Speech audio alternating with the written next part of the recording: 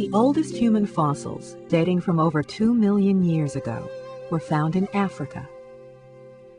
About 1 million years ago, these early humans spread to other parts of the world. In Europe, they evolved into a species called Homo neanderthalis.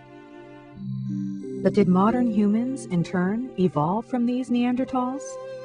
The Neanderthals had a long and successful evolutionary history. They evolved and survived in Europe over a period of at least 200,000 years.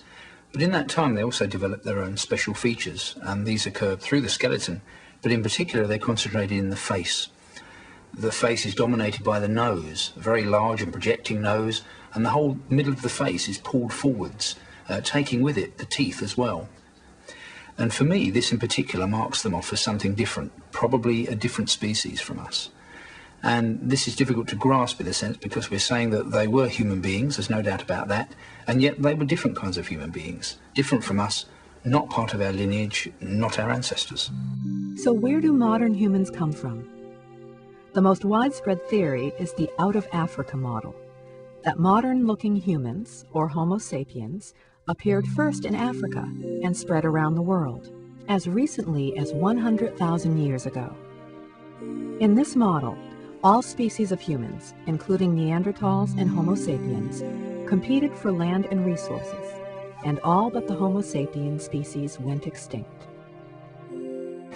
If we look at the fossil record, Africa is the place which has the oldest modern humans. And so Africa, I think, is our original homeland. And within the last 100,000 years from that homeland, our ancestors dispersed across the world, replacing archaic people, and gave rise to the people we find everywhere today. Cave sites in the Middle East are being excavated for clues about how Neanderthals and Homo sapiens behaved. Archaeologists piece together how they made tools, gathered food, or cared for their injured from artifacts such as this cutting blade. These artifacts show that Neanderthals and Homo sapiens had distinct approaches to life. Early Homo sapiens, these guys were much more mobile over the entire surface of the Near East. They were going from one place to another. Sometimes they perhaps even went to the deserts to spend some time. So their knowledge of geography, their knowledge of their environment was much better and more elaborated than that of the Neanderthals. Neanderthals were different. They were hanging more or less all around in their own cave or around the cave, getting the raw material for making stone tools, hunting, plant collecting, and so on. They were much more local, stationary guys. Anytime they needed a mate, they probably went to the next door cave. In Europe, there is evidence of Homo sapiens moving into Neanderthal territory some 40,000 years ago.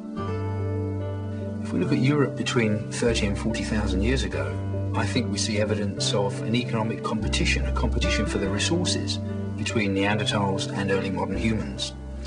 The Neanderthals had been long established there, but suddenly there was another kind of human there competing for the same resources, one which probably had an edge, maybe only a small edge, in terms of economic survival and economic abilities to exploit the resources better than the Neanderthals could do.